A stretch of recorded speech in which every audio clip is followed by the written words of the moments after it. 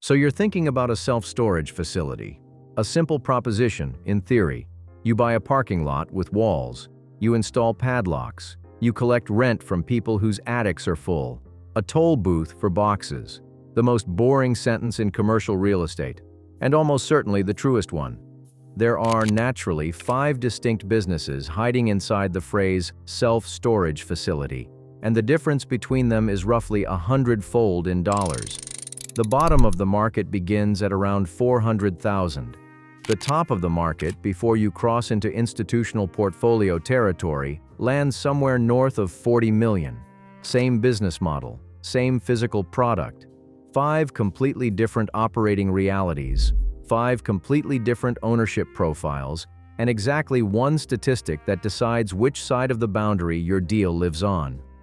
Tier 1. The rural drive-up. Single row, single story, non-climate controlled. 40 to 60 units. Located on a county road in a town with a population somewhere between 3,000 and 20,000 people. Currently posted at $300,000 to $700,000, depending on the year of construction, the condition of the gravel, and how aggressively the owner wants to retire to Arizona. Call it $400,000 for a working example. The math at this tier is, on paper, the cleanest in commercial real estate. 40 units at an average rent of $75 a month at 90% occupancy generates roughly $32,000 a year in gross rent. Operating expenses on a Tier 1 facility are minimal. Property tax, insurance, a portion of a part-time on-call manager, occasional gravel resurfacing. Maybe $12,000 a year. The net operating income is around $20,000 on a $400,000 acquisition. A 5% cap rate. A thin return for an illiquid private asset with operator risk attached. Slightly better than the parking lot you were going to buy instead. What the seller does not mention at Tier 1 is that the 90% occupancy number is theoretical. Half of Tier 1 rural drive-ups in America actually run between 60 and 75% occupancy. The other half run at 95% occupancy because they are in the right small town. The seller's pro forma uses the second number. The actual mailbox check at your second year will use the first. What the seller also does not mention is that the part-time on-call manager is the seller's brother-in-law, and that the brother-in-law has no intention of staying on as part of the deal. The minimal operations disclosure is technically true, in the same way that the house is technically free if you don't count the mortgage is technically true. Tier 1 facilities are a hobby retirement. They will not generate enough cash flow to support an owner who is not already retired. They can break even, occasionally net you $15,000 to $20,000 a year in pocket money, and provide the retirement-aged owner with a reason to leave the house and drive to a county road 3 days a week. As an actual retirement vehicle, they are useful only as a supplement. As a business, they are the cleanest small commercial property income stream you can buy. As a way to deploy retirement capital meaningfully, they are not. Tier 2. Small town secondary.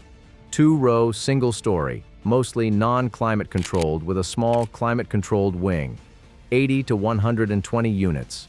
Located in a regional secondary market, the kind of town with a hospital and a community college and a small downtown. $1.5 to $2.5 million at purchase. Call it 1.5. Here the math gets slightly more interesting. 100 units at an average rent of $110 at the same theoretical 90% occupancy generates roughly $120,000 in gross rent. Operating expenses double because now there is a part-time manager who is actually a real employee, not a relative. Maintenance, advertising, software, security, occasional roofing. $40,000 to $60,000 a year in operating cost. Net operating income around $70,000. A 4.5% to 5% cap rate. The same occupancy fiction applies, but the variance widens. Tier 2 facilities can be 95% full at one rate, or 65% full at a slightly more aggressive rate the prior owner tried to charge in a moment of unwarranted optimism. The acquisition due diligence at this tier matters significantly more than at Tier 1 because the operating leverage is real. A 10-point swing in occupancy at this tier is the difference between a 5% cap rate property and a 2% cap rate property. Same building, same business model. The difference is which side of the operator's last decision the new buyer happens to land on. Tier 2 is also where the absentee management fiction starts. The seller pitches the facility as fully managed by an off-site operator running software and a part-time on-call. The buyer assumes this means the asset is genuinely passive. The reality is that the off-site operator quits within 6 months of the sale because his contract was personal to the prior owner. The part-time on-call goes with him, and the new buyer is, 6 months in, learning the software himself at the kitchen table on a Tuesday night. Tier 3. Suburban climate-controlled. 2-story or 3-story full climate control in at least 60% of units, 300 to 500 units total. Located on the edge of a metropolitan area or in a fast-growing exurb, $4 to $7 million at purchase. Call it 4. Here the business becomes genuinely operational. 400 units at an average rent of $175 at 90% occupancy generates roughly $750,000 in gross rent. Operating expenses scale to $350,000 a year, including a real full-time on-site manager, full-time assistant on busy days, ongoing maintenance reserve, advertising spend, property management software at scale, security and access control, and a climate control HVAC stack that is not free to run in either summer or winter. Net operating income around $400,000, a 10% cap rate. Now we are talking about a tier where the asset can actually support a retiring owner. $400,000 in net operating income against a $4 million acquisition is, on paper, a strong return. It compares favorably to almost any other commercial asset class at the $4 million deployment tier. It is also the tier where the occupancy variance risk is most expensive on an absolute dollar basis. A 10-point miss on Tier 3 is a $100,000 swing in net operating income, which is a $1 million swing in valuation at a 10% cap rate. Tier 3 is also where the operator's age starts to matter. The on-site manager job is full-time, not absentee. The buyer, who is 63 years old and bought the facility as a retirement deployment, is the buyer who is 65 years old and managing a customer service operation in person on Saturdays. The reason the on-site manager exists is to insulate the owner from that. If the on-site manager quits, and they do regularly, the insulation does not exist for the 4 to 9 months it takes to replace him properly. During those months, the owner is the manager. This is the tier where the phrase, "I bought myself a job," starts to apply.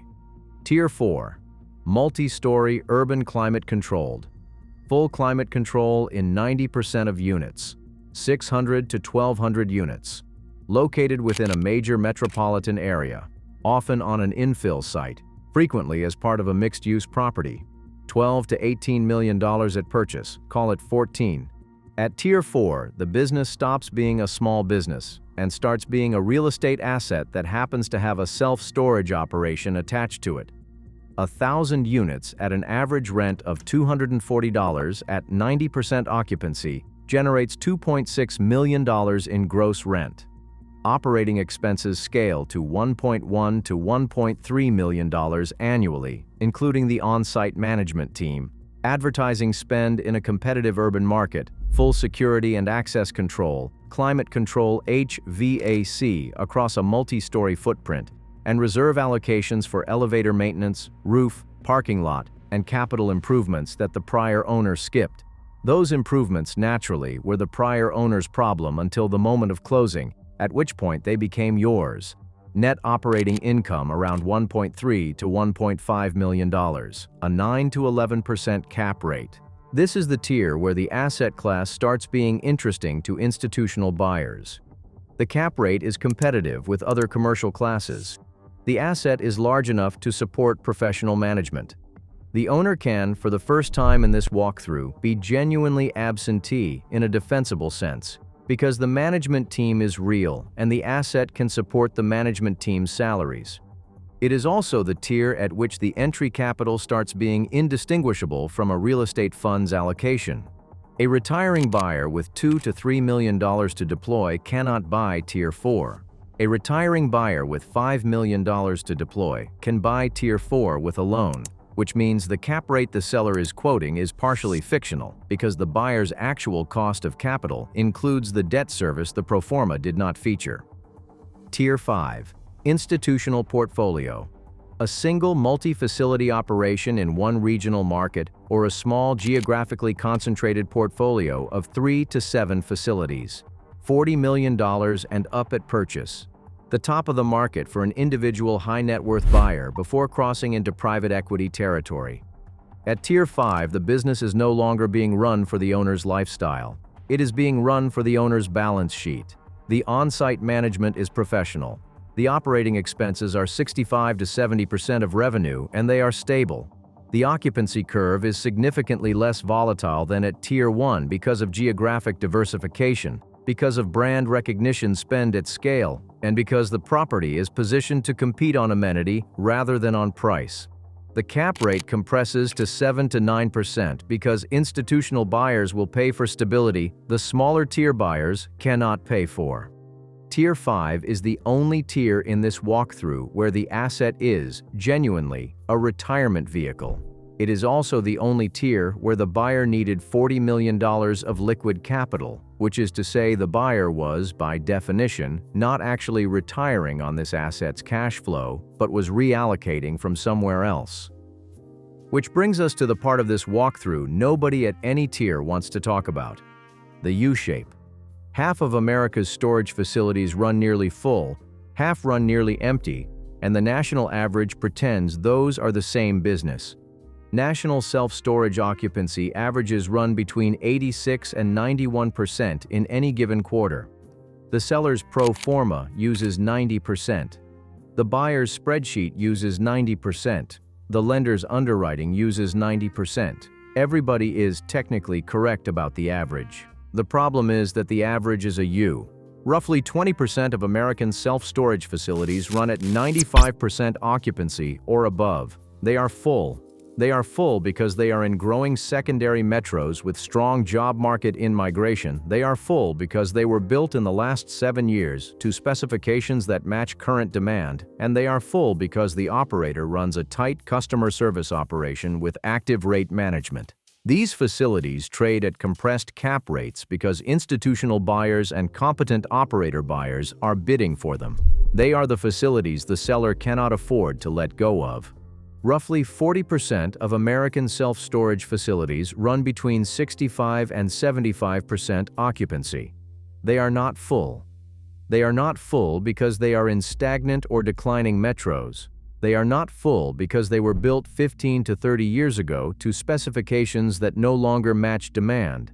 And they are not full because the prior operator was a 68-year-old who ran the facility on a 2002 software stack and never increased the rate from what it had been when his brother-in-law set it up. These facilities trade at wide cap rates because nobody is bidding for them. They are the facilities currently being marketed under photographs taken from helpful angles. The remaining 40% of facilities run somewhere in the middle.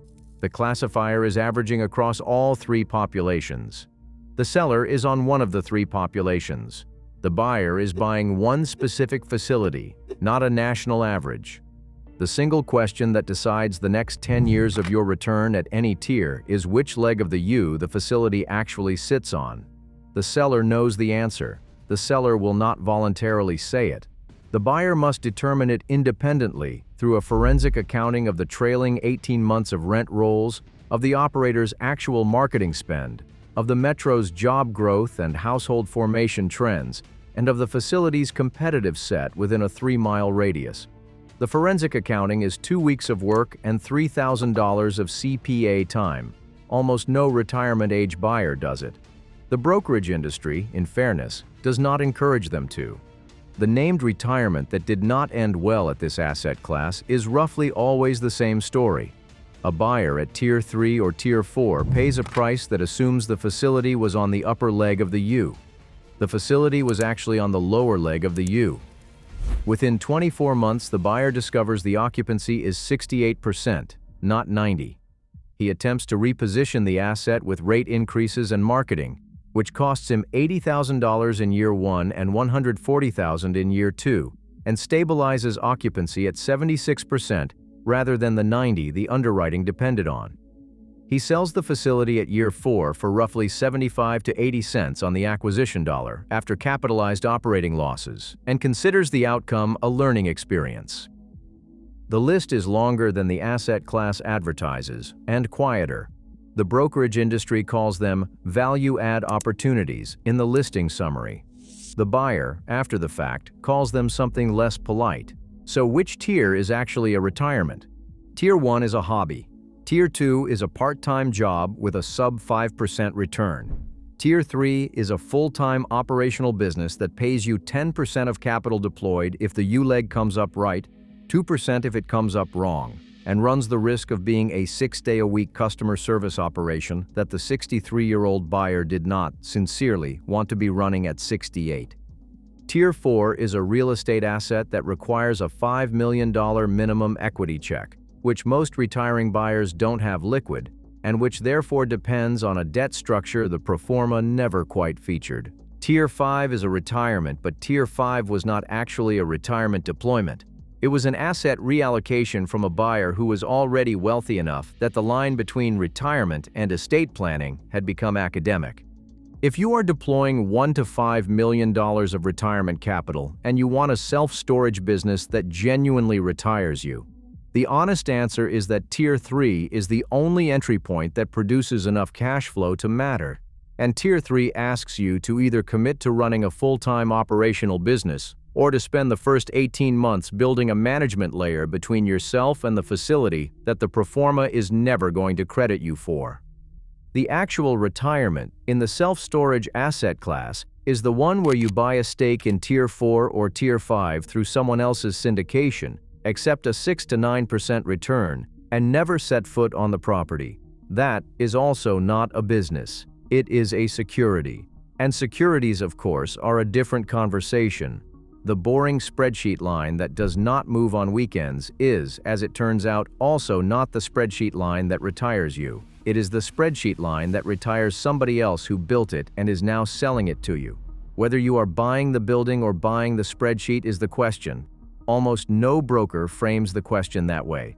An expensive retirement, if there ever was one.